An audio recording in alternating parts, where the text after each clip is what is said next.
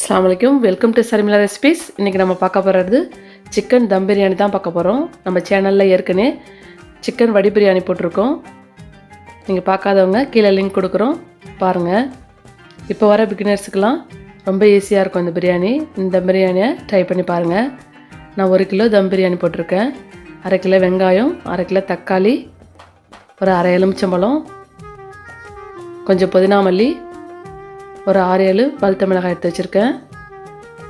பட்டை, கிராம்பு, ஏலக்காய், பிரியாணி இலை, 1 ஸ்பூன் மிளகுத்தூள், 1 ஸ்பூன் ஜீரகத்தூள், ஒரு 2 ஸ்பூன் மிளகாய்த்தூள் எடுத்து வச்சுருக்கேன்.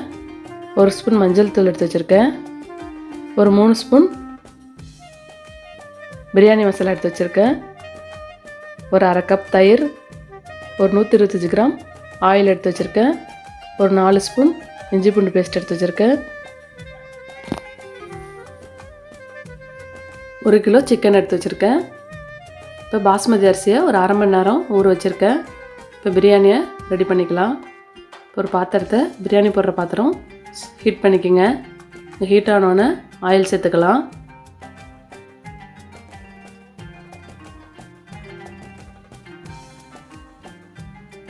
இப்போ நெய் கொஞ்சம் சேர்த்துக்கிறேன்.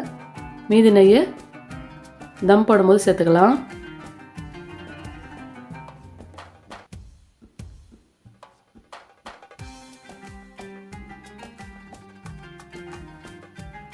இப்போ பட்டை, கிராம்பு, ஏலக்காய், பிரியாணி இலை சேர்த்துப்போம்.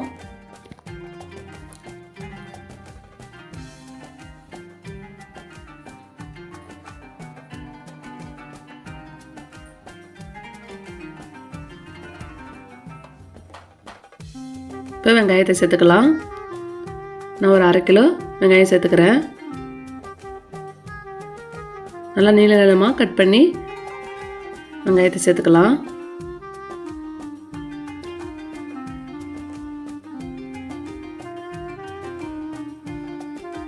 நான் பாஸ்மதி அரிசின்றதால 500 கிராம் வெங்காயம் சேர்த்துருக்கேன். நீங்கள் துளசி அரிசியாக இருந்தால் ஒரு 600 கிராம் வெங்காயம் சேர்த்துக்கலாம்.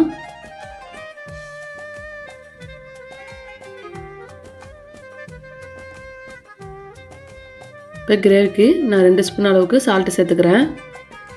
அதுக்கப்புறம் நம்ம செக் பண்ணி பார்த்துட்டு சேர்த்துக்கலாம்.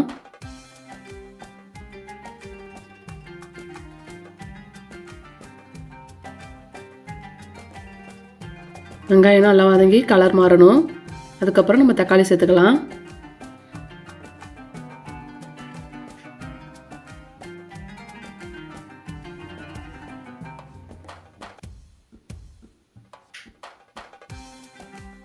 வெங்காயம் தக்காளி நல்லா வதங்கினா உங்களுக்கு நல்ல பிரியாணி ருசியை கொடுக்கும்.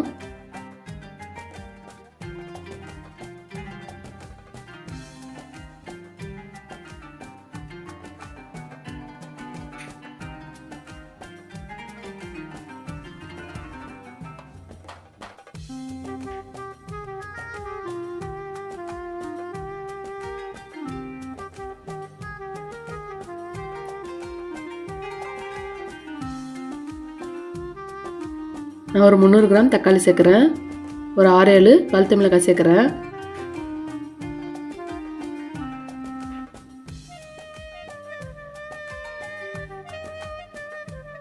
தக்காளி அதிகமாக சேர்த்தா உங்களுக்கு பிரியாணியில் புளிப்பு இறங்கிடும். 1 கிலோ பிரியாணிக்கு 300 கிராம் தக்காளி போதும். ரொம்ப அதிகமாக தக்காளி சேர்க்க வேணாம்.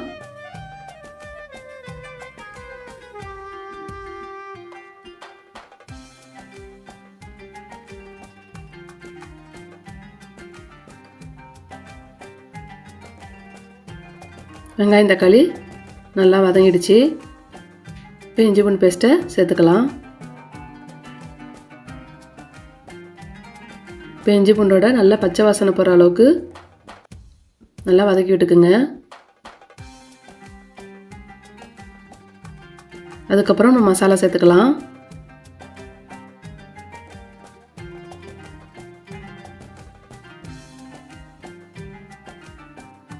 தக்காளியை நல்லா நசுக்கி விட்டு வதக்கி விடுங்க.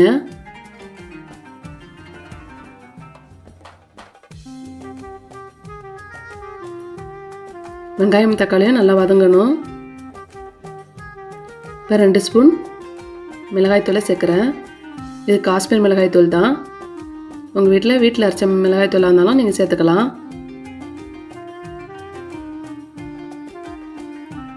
இப்போ 1 ஸ்பூன் மஞ்சள் தூள் சேர்த்துருக்கேன்.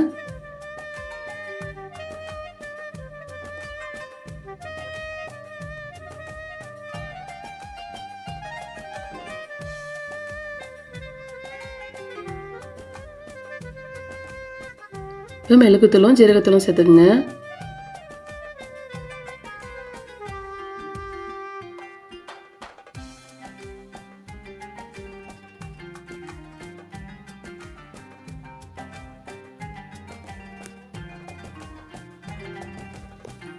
மசாலாவை சேர்த்தோடனே நல்லா கலந்து விடுங்க.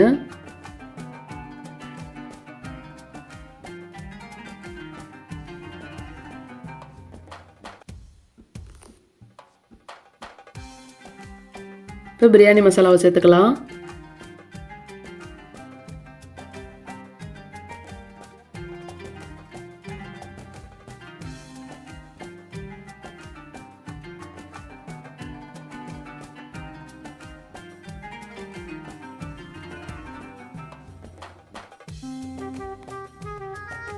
இப்போ 1/2 கப் தயிரை சேர்த்துக்கலாம்.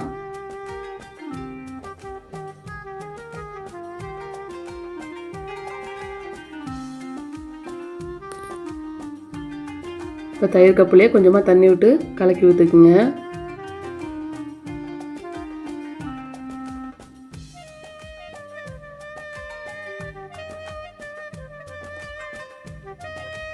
கிரேவி நல்லா வெங்காயம் தக்காளிலாம் நல்லா வதங்கி வந்து கிரேவி சூப்பராக ரெடி ஆகிருக்கு. இப்போ சிக்கனை சேர்த்துக்கலாம்.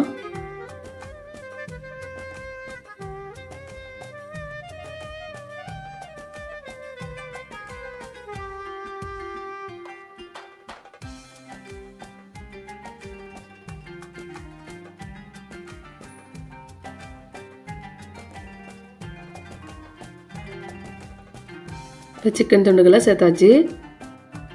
மேலே கொஞ்சம் புதினா மல்லியை தூவி விட்டு மசாலா படுற அளவுக்கு நல்லா கிளறி விட்டுக்குங்க.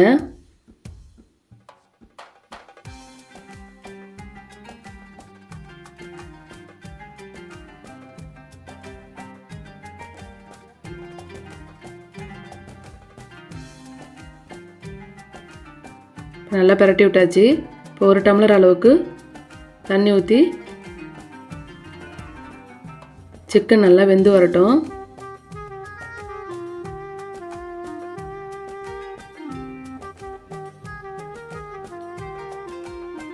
சிக்கன் நல்லா தண்ணி விட்டு கிரேவி ரெடியாக இருக்கும். நம்ம அதுக்கப்புறம் திறந்து பார்க்கலாம். மேலே கொஞ்சம் மல்லித்தலையை தூவி விட்டு ஒரு மூடி போட்டு ஒரு 20 நிமிஷம் அதுக்கப்புறம் திறந்து பாருங்கள்.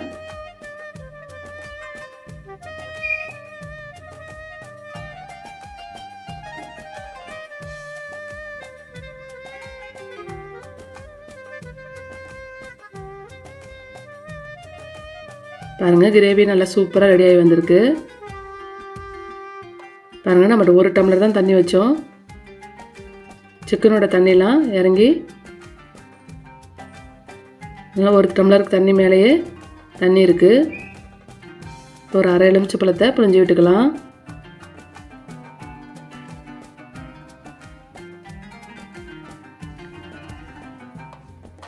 நம்ம இதிலே தான் தண்ணி ஊற்றி தம் போட போகிறோம்.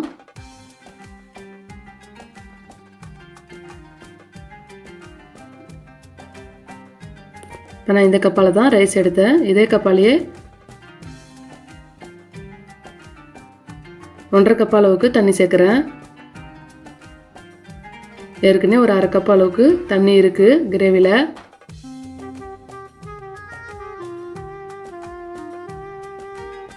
அதிகமாக சேர்த்தங்கன்னா உங்களுக்கு பிரியாணி குழஞ்சிடும்.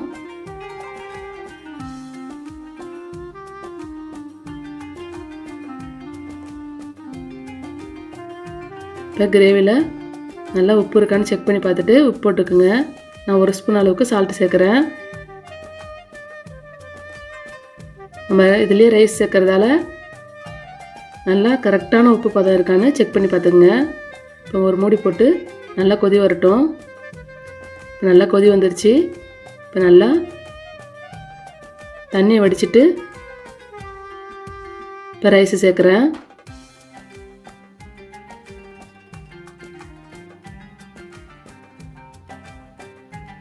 இப்போ எல்லா ரைஸும் சேர்த்தாச்சு.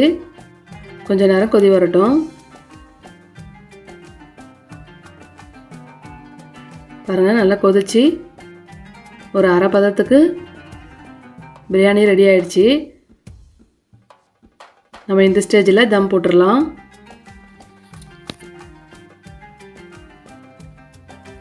இப்போ நல்லா வத்தி வந்துடுச்சு. இப்போ திறந்து பார்க்கலாம்.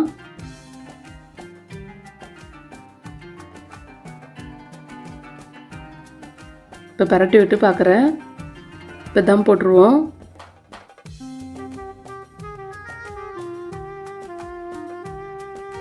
மேலே மல்லித்தலையை தூவி விட்டுக்குங்க.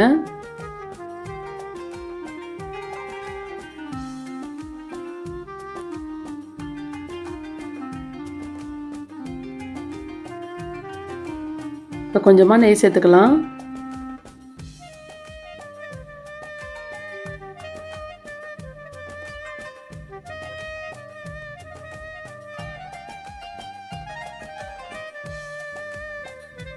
நான் வீட்டில் அரைச்சி வச்சிருந்த பிரியாணி பவுடரை மேலே தம் போடும்போது சேர்த்துக்கிறேன்.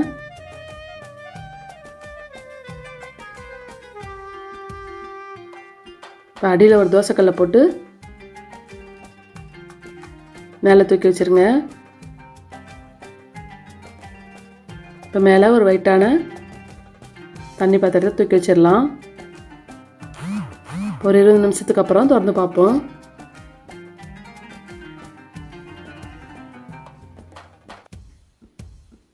நம்ம அடியில் தோசைக்கல்லை போட்டிருக்கிறதால சிம் ஃப்ளேம்லே இருக்கட்டும். நம்ம கேஸ் அடுப்பை ஆஃப் பண்ண வேணாம். பாருங்கள், சூப்பராக தம் பிரியாணி ரெடியாகி வந்திருக்கு பாருங்கள். கொஞ்சம் தண்ணி கூட போனாலும் சாப்பாடு குழஞ்சிடும். நல்லா உதிரி உதிரியாக சூப்பராக பிரியாணி ரெடியாகி வந்துருச்சு. இந்த தம் பிரியாணியை நீங்களும் உங்கள் வீட்டில் ட்ரை பண்ணி பாருங்கள். ட்ரை பண்ணி பார்த்துட்டு கமெண்டில் சொல்லுங்கள். இந்த வீடியோ பிடிச்சிருந்தா லைக் பண்ணுங்கள், ஷேர் பண்ணுங்கள். மறக்காமல் நம்ம சலிமிலா ரெசிபீஸை சப்ஸ்கிரைப் பண்ணுங்கள். பக்கத்தில் இருக்க பெல் ஐக்கானையும் ப்ரெஸ் பண்ணிக்கோங்க. தேங்க்ஸ் ஃபார் வாட்சிங்.